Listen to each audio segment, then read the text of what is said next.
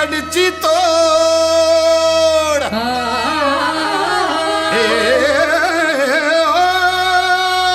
और जगतरी गाड़ियां सरियो सकलो सिर मोर।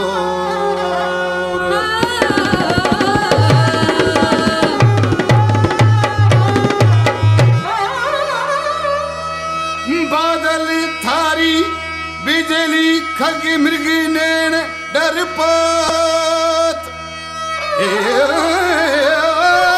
चमके तेग चितोड़ रे दिली पत धड़कात।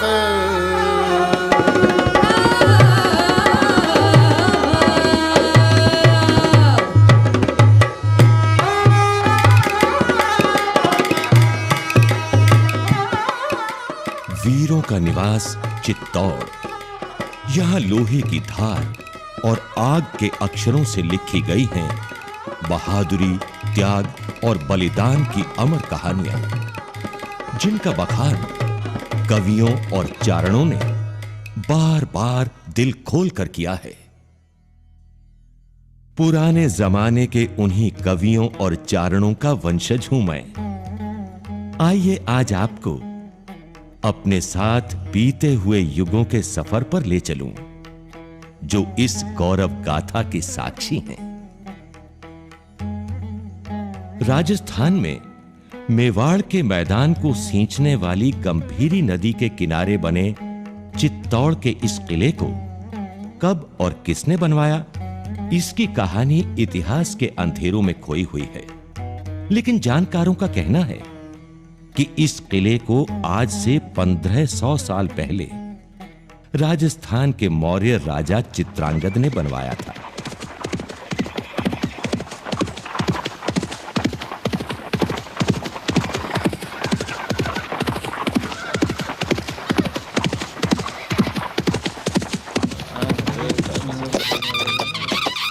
महाराज चित्रांगद की जय हो। प्रणाम महाराज। आइए अमात्यवर, आइए। और आप भी महाबलाधिकृत रुद्रदत्त, हमने आपको यहाँ एक आवश्यक मंत्रणा के लिए बुलाया है। तो आज्ञा कीजिए महाराज। अमात्यवर, आप जानते ही हैं कि उत्तर में हूणों के आक्रमणों ने गुप्त साम्राज्य को छिन्न भिन्न कर दिया है। ऐसी स्थिति में हमने निर्णय किया है कि भविष्य के आक्रमणों से इस प्रदेश की रक्षा करने के लिए हम इस पहाड़ी पर एक दुर्ग का निर्माण करेंगे और उसी को अपनी राजधानी बनाएंगे। आपका ये निर्णय सुविचारित है महाराज। इस पहाड़ी से आसपास के सारे प्रदेश पर नियंत्रण रखा जा सकेगा। यहाँ इतनी भूमि है कि सेना के साथ साथ नागरिक भी रह सकेंगे। पानी की भी कोई कमी नहीं है और चारों ओर घने वन भी हैं। तो ठीक है अमात्यवर, आप तत्काल दुर्ग के निर्माण कार्य को आरंभ कराइए। दुर्ग की प्राचीर अभेद्य होनी चाहिए। यही हमारी राजधानी होगी और इस दुर्ग का नाम होगा चित्रकूट। 200 साल बीत गए। तभी राजस्थान के गहलोत वंश में एक ऐसे बालक का जन्म हुआ जो मौजूदा मेवाड़ की बुनियाद रखने वाला था। ये बालक ईडर के गहलोत राजा महेंद्र का पुत्र काल भोज था। गहलोत वंश को एक बार फिर विपदा का सामना करना पड़ा। ईडर के भीलों ने गहलोत राजा महेंद्र के खिलाफ विद्रोह कर दिया। महेंद्र की रानी को अपने 3 वर्ष के बालक काल भोज के साथ नागदा में शरण लेनी पड़ी, जहां ये बालक मंदिर के पुजारियों की गायें चराते हुए बड़ा हुआ। तभी एक दिन वन में गायें चराते हुए उसकी भेंट हारीत ऋषि से हुई। ओम नमः शिवाय। ओम नमः। कौन है?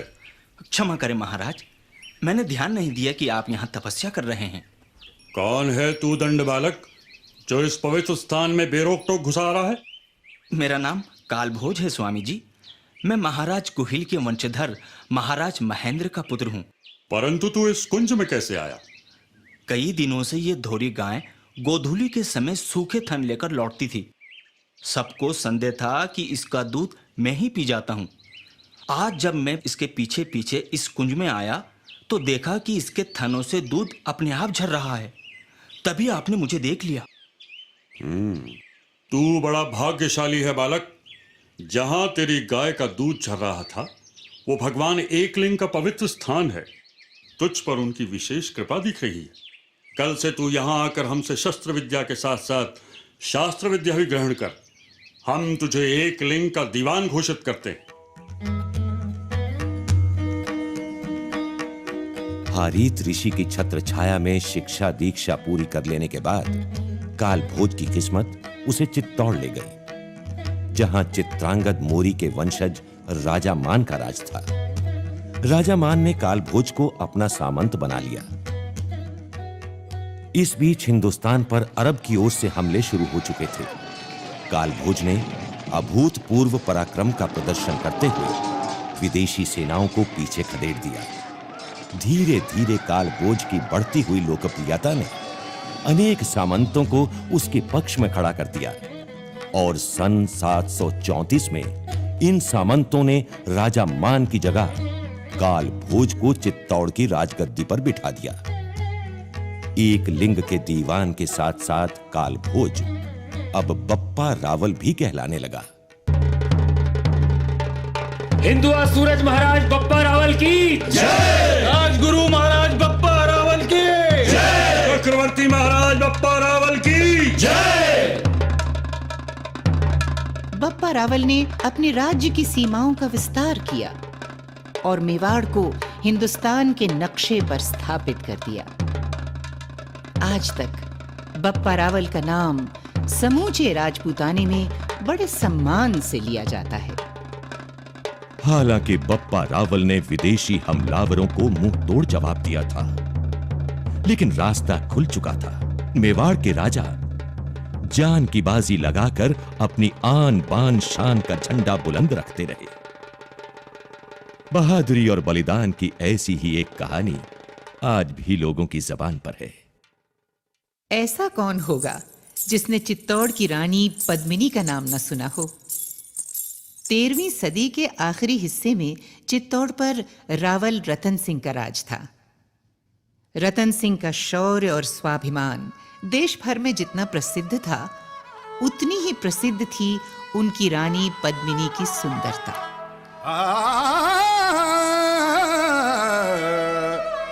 सिंगल दीप पद्मनी रानी रतन सिंह चित्तौड़ गढ़ियानी। अलाउद्दीन दिल्ली सुल्तान रागू चेतन कीन बखानो सुन सही गई से खायाई। हिंदू तुर्की बड़ी लड़ाई।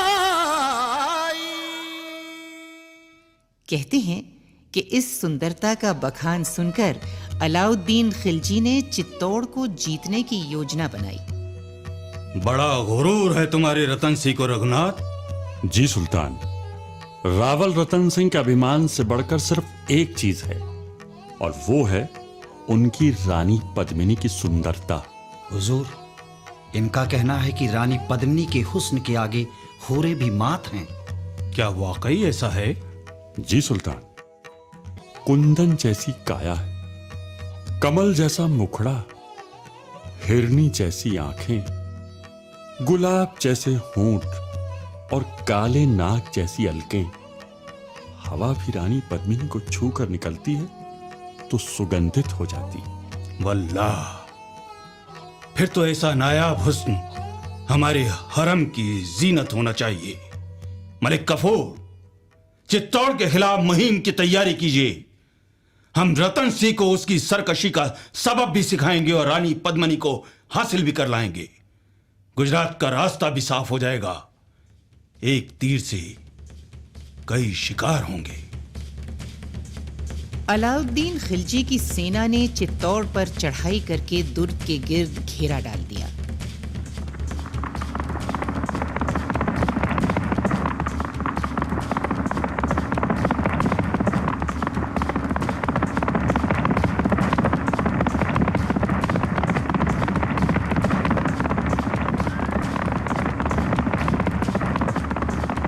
लेकिन चित्तौड़ को जीतना इतना आसान न था। अंत में सुल्तान ने रावल रतन सिंह को एक संदेश भेजा।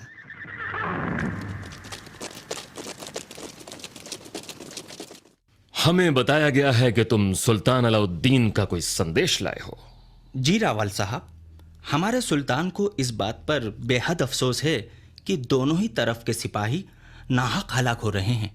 इसीलिए सिकंदर सानी आफताब जमा सुल्तान अलाउद्दीन ने पैगाम भेजा है कि वो अपने चंद अहलकारों के साथ बातचीत के लिए आपके किले में आने की ख्वाहिश रखते हैं।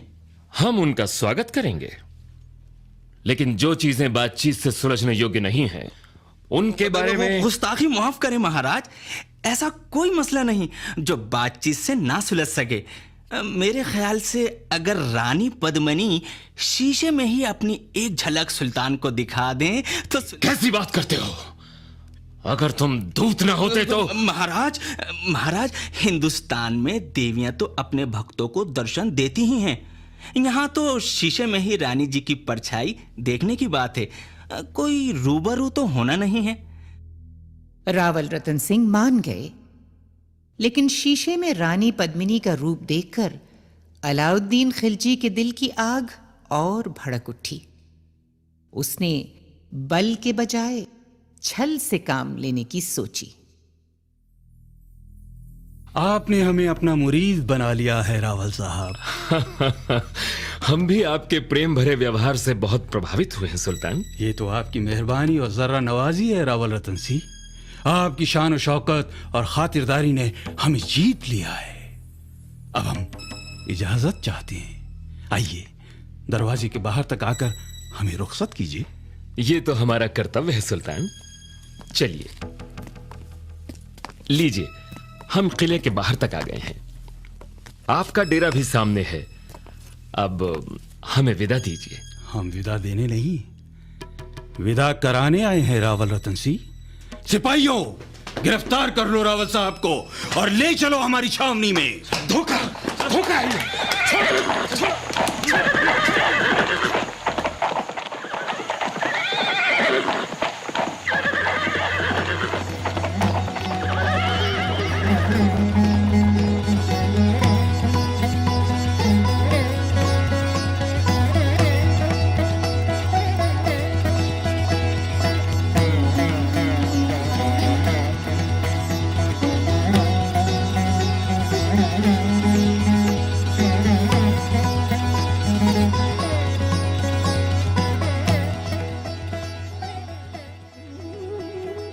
अलाउद्दीन के कपट की खबर जब रनिवास में पहुंची तो रानी पद्मिनी ने गोरा और बादल नामक दो शूरवीरों के साथ साथ सभी सरदारों को बुलवाया और छल का जवाब छल से देने को कहा। गोरा भैया, हमारे ऋषि मुनि कहे गए हैं कि दुष्टों के साथ दुष्टता से ही काम लेना चाहिए। सुल्तान ने छल किया है तो हम भी छल करेंगे। उसे कहला दो कि रानी पद्मिनी उसके डेरे में आने को तैयार है। ये कैसे अनर्थ की बातें कर रही हैं आप? ठीक कह रही हूं।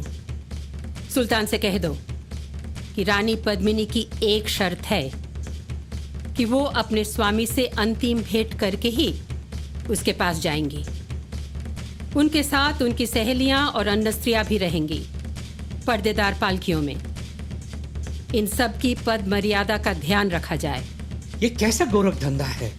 मुझे तो कुछ समझ नहीं आ रहा। आ जाएगा बादल। तुम महल में 800 डोलियां सजाओ। हर डोली के भीतर एक एक रण बांकुरा हो। कहारों की जगह भी शूरवीर जाएं। सुल्तान वासना से अंधा हो रहा है। इसी का लाभ उठाकर तुम सब रावल शाह को छुड़ा लाओ।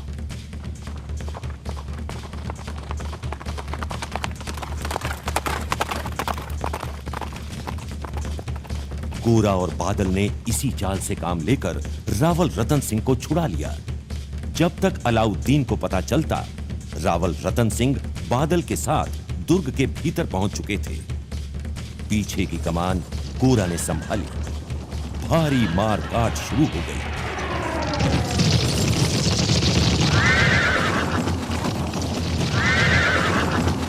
अलाउद्दीन की फौज रतन सिंह का पीछा करते करते किले के सिंह द्वार तक आ पहुंची। कोई रास्ता न देखकर रतन सिंह ने साका करने का फैसला किया। रानी पद्मिनी ने किले की सारी औरतों के साथ जौहर रचाया।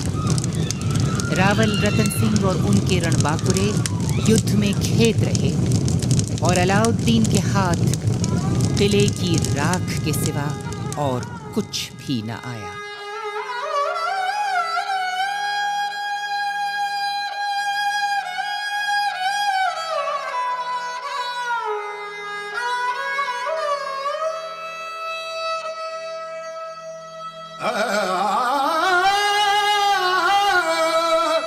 जोहरी बाई सब तेरी पुरस बये संग्राम बास दागड़ चूरुची तोर भाई इस्लाम।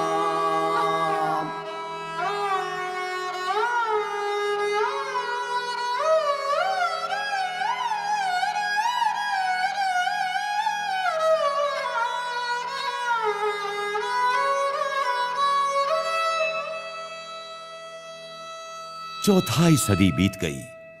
इस बीच मेवाड़ के बाहर और भीतर अनेक घटनाएं घट रही थीं, जिनका असर चित्तौड़ की राजगद्दी पर बैठे राणाओं पर पड़ रहा था।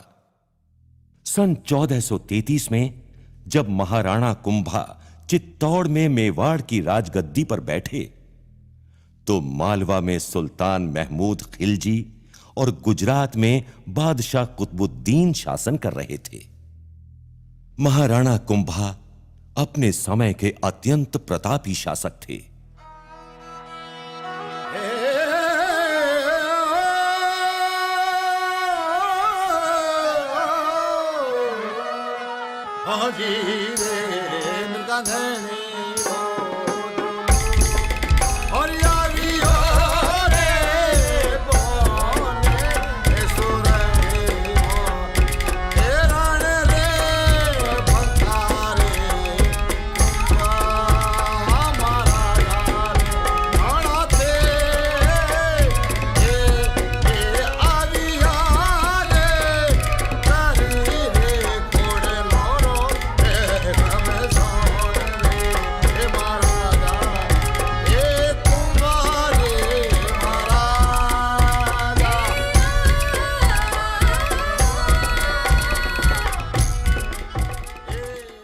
महाराणा कुंभा अपने समय के अत्यंत प्रतापी शासक थे।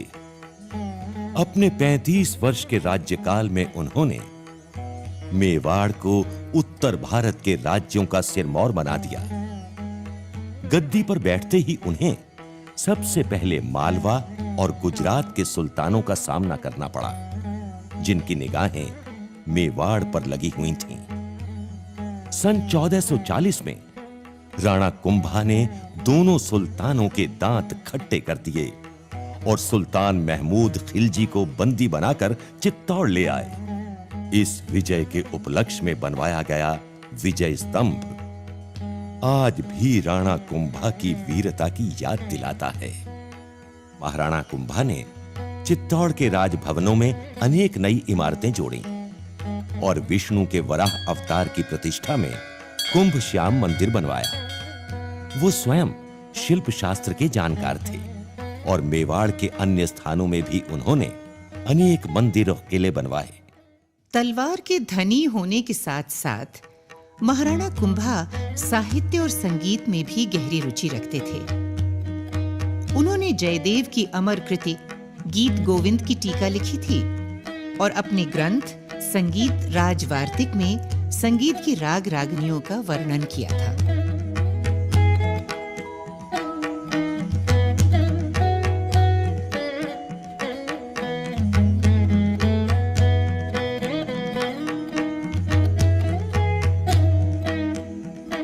वाह वाह, अति सुंदर।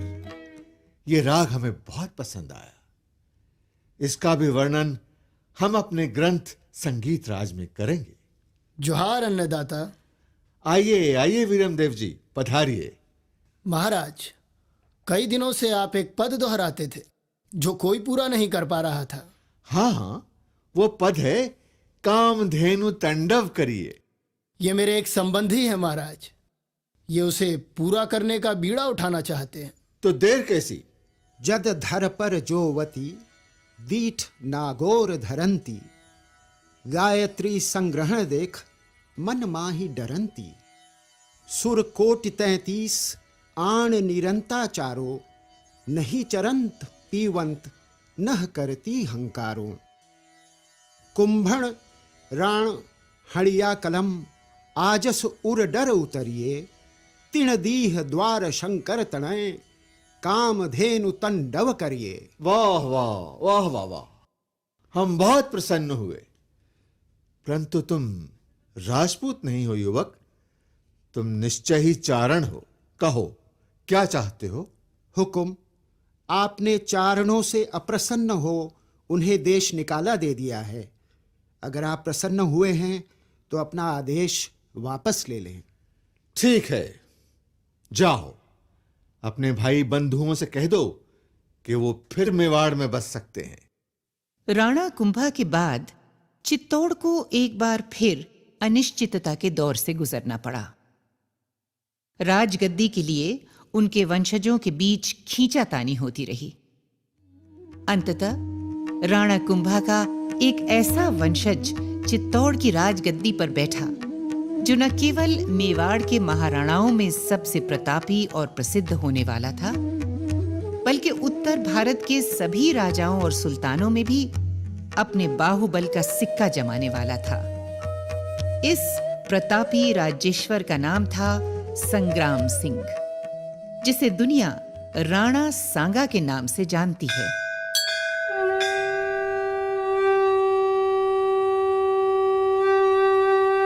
स्वस्ति नः इंद्रो वृद्धश्रवाः, स्वस्ति नः पूषा विश्ववेदाः, स्वस्ति नस्ताक्षरो अरिष्टनेमिः, स्वस्ति नो बृहस्पति दधातुः।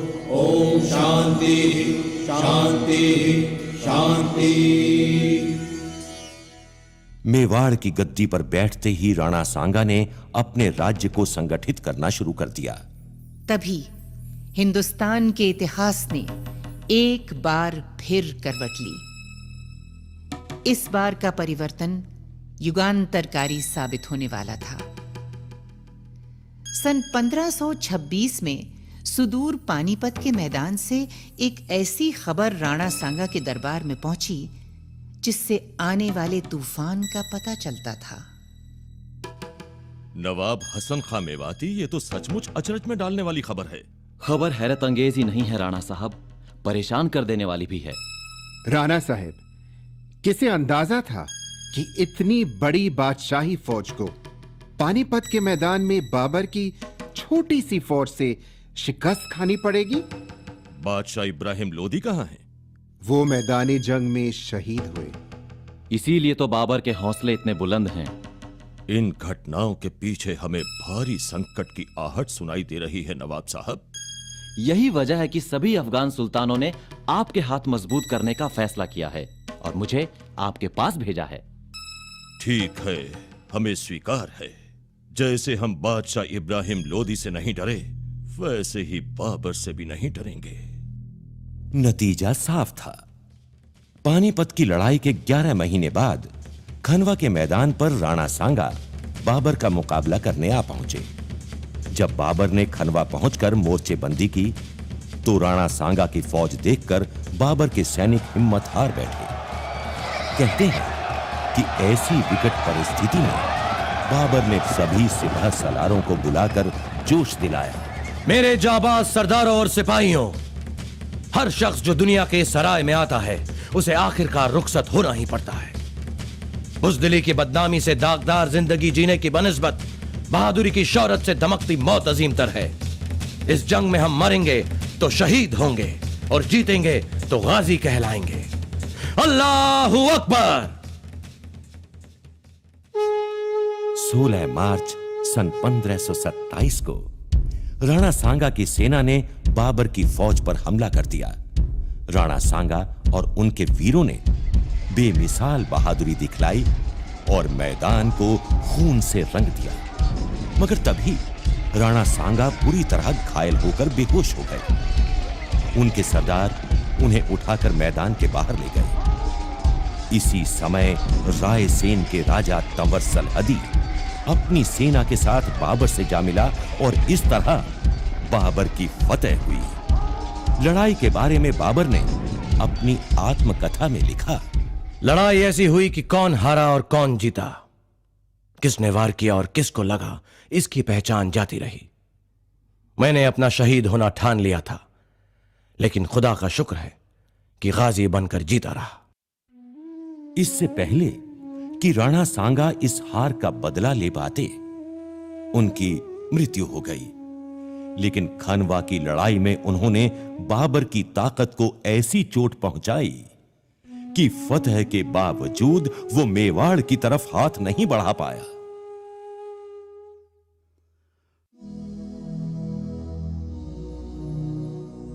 जिन दिनों मेवाड़ में तलवारों की झंकार और वीरों की हुंकार सुनाई देती थी, उन्हीं दिनों लड़ाई और मार काट के कोलाहल को चीरती हुई भक्ति और प्रेम की एक ऐसी आवाज बुलंद हुई जिसके स्वर आज भी भारत के कोने कोने में गूंज रहे हैं।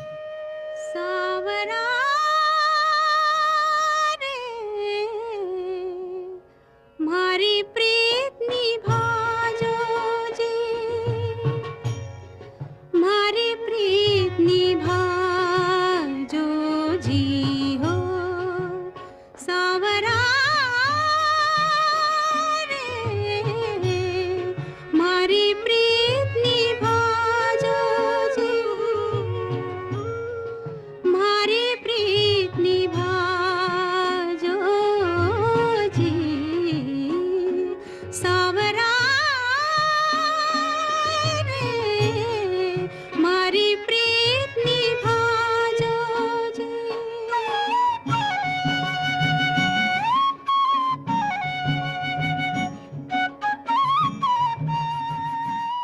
ये आवाज थी मेड़ता की राजकुमारी मीरा की, जिनका विवाह राणा सांगा के बड़े बेटे भोजराज से हुआ था।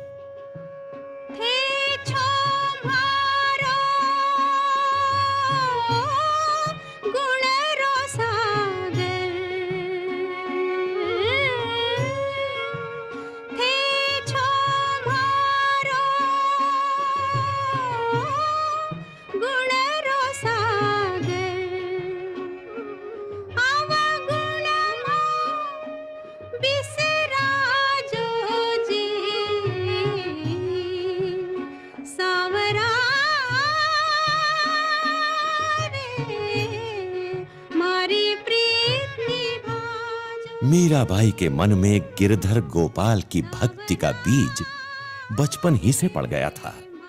कहते हैं कि जब वो बच्ची थीं, उन्होंने महल के झरोखे में खड़े होकर एक बारात को जाते देखा।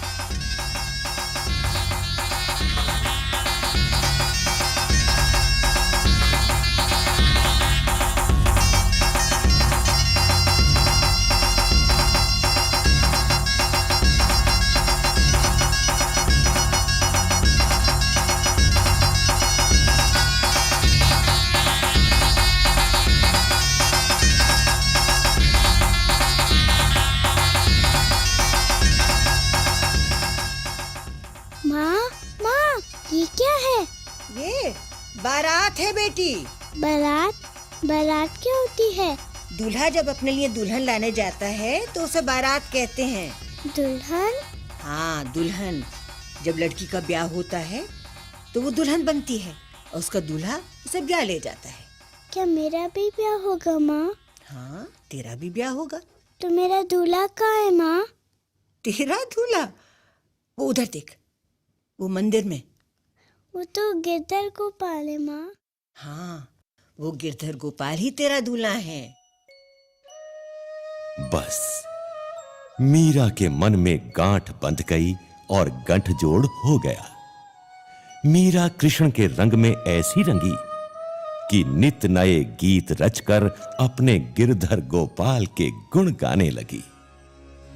मारारी गिरधर गोपाल, मारारी गिरधर गोपाल, दूसरा न कोया। मारारी गिरधर गोपाल, दूसरा न कोया, दूसरा न कोया, दूसरा न कोया, साधा सकल लोक जोया, दूसरा न कोया। मारारी गिरधर गोपाल।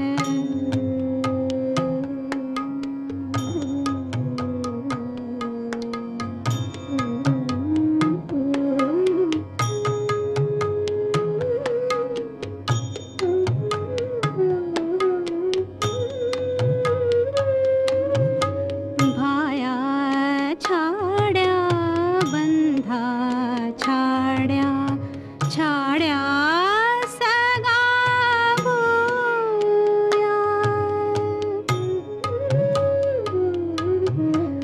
भाया छाड्या बंधा छाड्या, छाड्या सगा भूया।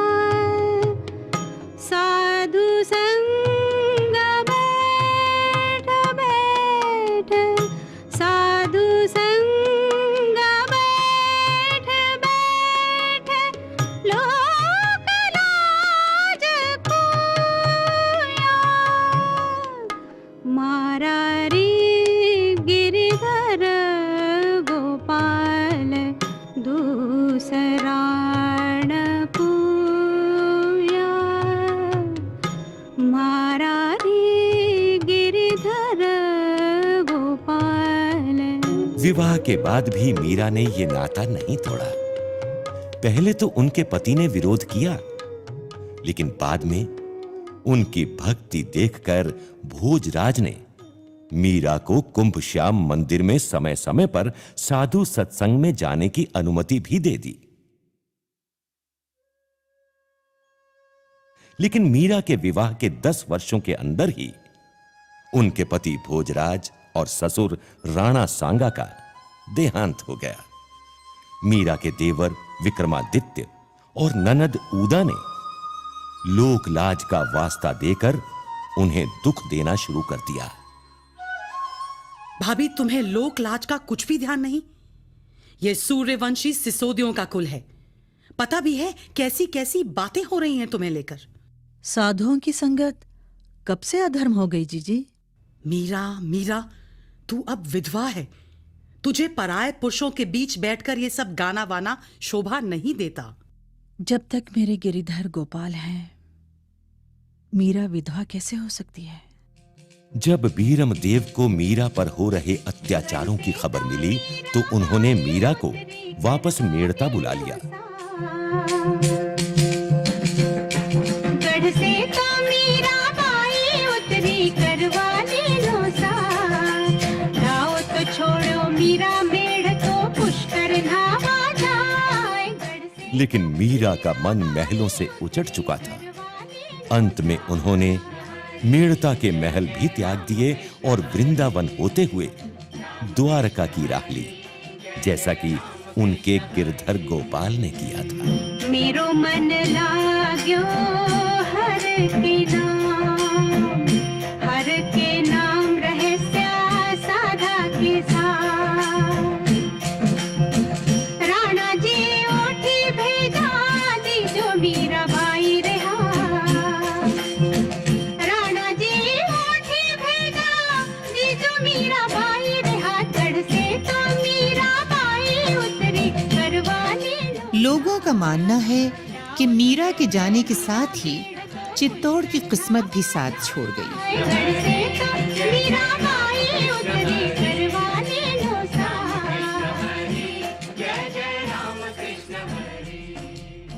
मेवाड़ में भारी उथल पुथल का दौर शुरू हो चुका था।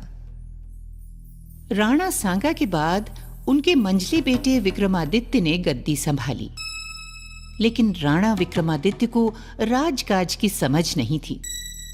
सरदारों में असंतोष बढ़ने लगा। राणा सांगा के तीसरे बेटे कुंवर उदय सिंह अभी छोटे थे। इसी का फायदा उठाकर राणा सांगा के भतीजे बनवीर ने गद्दी हथियाने के लिए साजिश रची। लेकिन मेवाड़ में त्याग और बलिदान की कमी न थी। कुर्बानी देने वालों में नारियां भी पीछे न थीं। ऐसी ही एक वीर नारी थी छोटे कुंवर उदय सिंह की धाय पन्ना।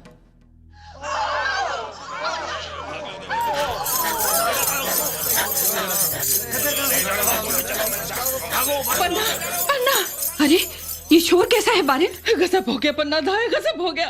बनवीर ने हुकुम की हत्या कर दी। हुकुम की? हाँ। राणा जी की? अपने राणा विक्रमाजीत की? हाँ। अब वो कुंवर जी को ढूंढता घूम रहा है। उसके इरादे ठीक नहीं लगते। इन्हें जल्दी से लेकर भाग। सुनती नहीं रावला से कैसे चीखें उठ रही हैं। अच्छा इधर आ, हाँ। मेरी मदद कर। हाँ। मैं कुंवर जी को फलों के टोकरे में लिटाकर ऊपर से पत्तलों से ढक देती हूँ। ठीक है। कुंवर जी की जगह अपने बेटे को लिटाकर चादर ओढ़ा देती हूँ। बनवीर को क्या पता चलेगा? रावला की हड़बड़ाहट का फायदा उठाकर तू ये टोकरा लेकर किले के बाहर निकल जा। मैं तुझे वहीं मिलूंगी। कहाँ है? कहाँ है छोटा कुंवर? क्यों पन्ना, कुंवर कहाँ है? कुंवर जी सो रहे हैं। क्या काम है?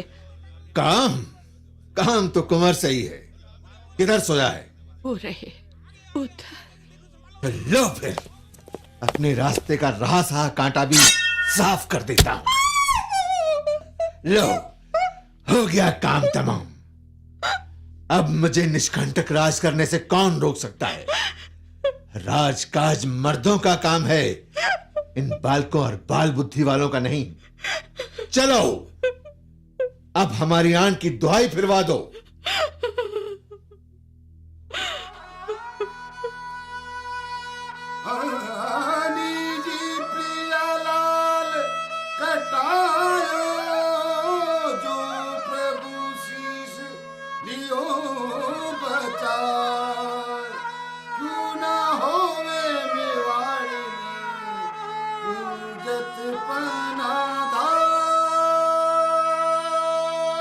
धन्य है पन्ना धाय, धन्य है उसका बलिदान। पन्ना धाय ने अपने कुल के चिराग की बलि देकर मेवाड़ की ज्योति को बुझने से बचा लिया। राणा उदय सिंह की जय! भगवान एकलिंग की जय! बड़े होने पर राणा उदय सिंह ने चित्तौड़ पर कब्जा तो कर लिया, लेकिन मेवाड़ में राणा सांगा के बाद जो उथल पुथल हुई थी उसे दुरुस्त करने में उन्हें कई साल लग गए। इस बीच अकबर की नजरें भी चित्तौड़ पर पड़ चुकी थी।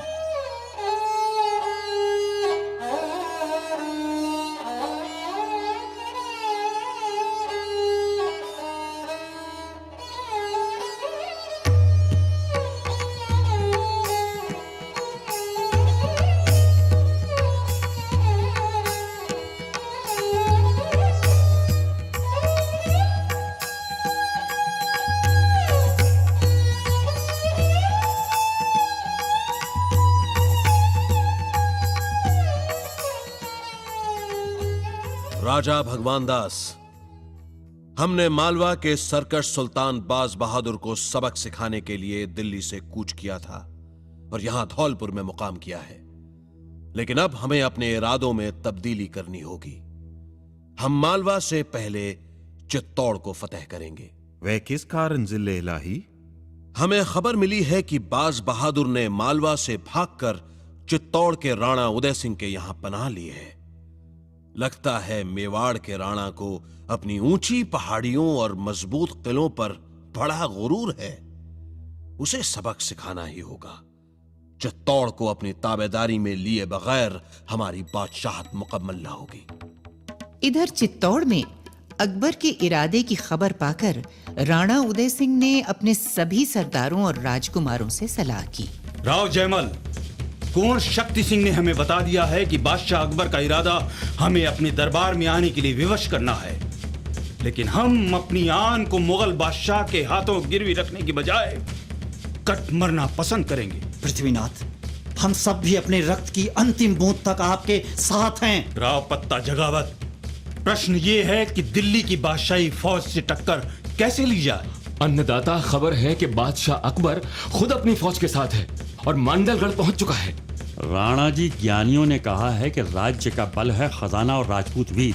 गुजराती बादशाहों के हमलों से खजाना भी घट गया है और राणा बांकुरे भी कम हो गए। आप कहना क्या चाहते हैं? यही राणा जी कि बादशाह अकबर से सीधे मुकाबले में बर्बादी के सिवा और कुछ हासिल नहीं होगा।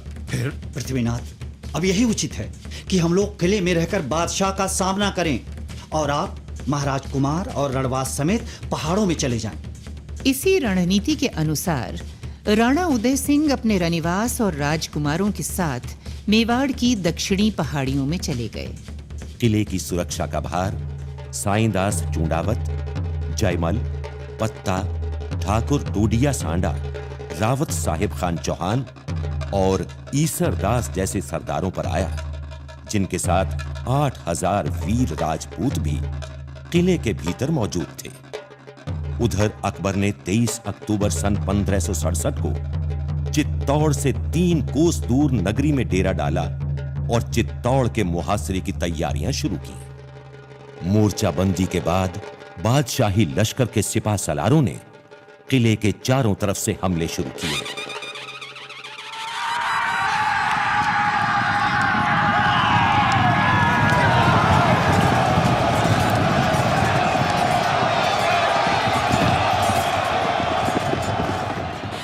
मगर वो किले की तरफ से आने वाली गोलियों और तीरों की मार से मारे जाते या जख्मी होते। तो अंत में अकबर ने चित्तौड़ी बुर्ज की तरफ 2 सुरंगें लगाना तजवीज किया। दौड़ो दौड़ो, चित्तौड़ी बुर्ज की तरफ 2 जगह सुरंगों से किले की दीवार टूट गई है। किसी को अंदर मत आने दो। रुई, तेल, लकड़ी और कपड़ा जलाकर दुश्मन को आने से रोको।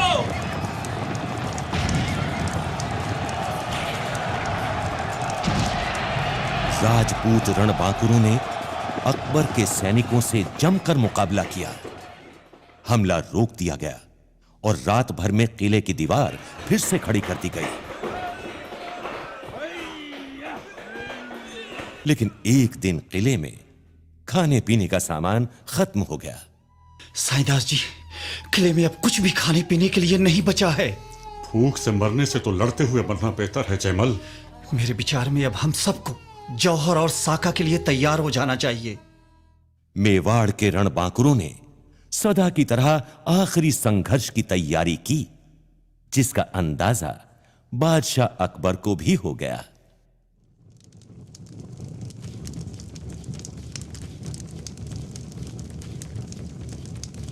क्यों शुजात खां, किले के अंदर ये कैसी रोशनी हो रही है? हुजूर, ये लपटें जौहर की हैं। जौहर? जब राजपूत मरने मारने का पक्का इरादा कर लेते हैं तो औरतों और बच्चों को आग के हवाले करके केसरिया बाना पहन लड़ाई में टूट पड़ते हैं। सुबह होते ही किले के दरवाजे खोल दिए गए और राजपूतों ने अकबर की फौज पर हमला बोल दिया।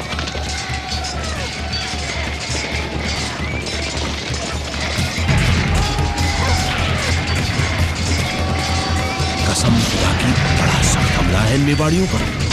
हाथी की सूंड में दुधारी खांडे बांधकर बढ़ाओ। अजमत खां, अरे सैनिक है यम के दूत, एक एक आदमी 50-50 पर भारी पड़ रहा है।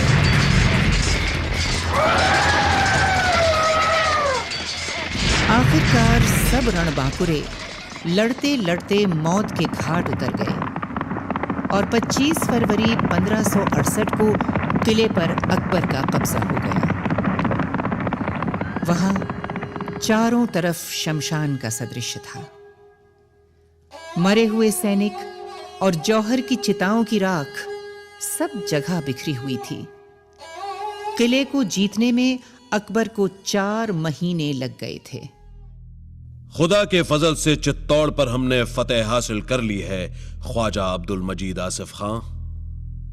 आप यहीं ठहर कर किले का बंदोबस्त कीजिए।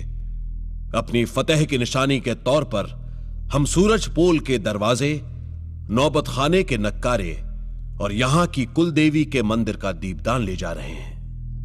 पत्ता और जयमल की बहादुरी से अकबर इतना प्रभावित हुआ था कि उसने हाथी पर सवार उनकी विशाल काय प्रतिमाएं बनवाकर आगरा के किले के दरवाजे पर लगवाई थीं।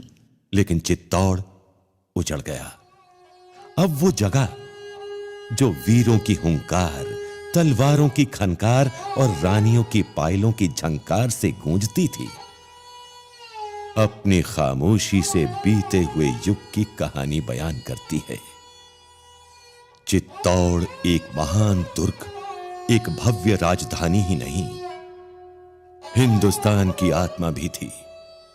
वो आत्मा जो पराजित होकर भी कभी नहीं मरती, अपनी राख से बार बार उठ खड़ी होती है, चोला बदलकर नए नए रूपों में प्रकट होती रहती है।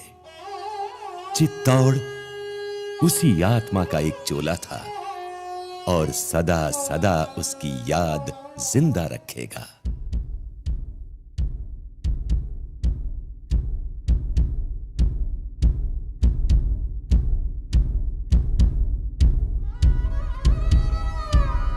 बापा कुंबा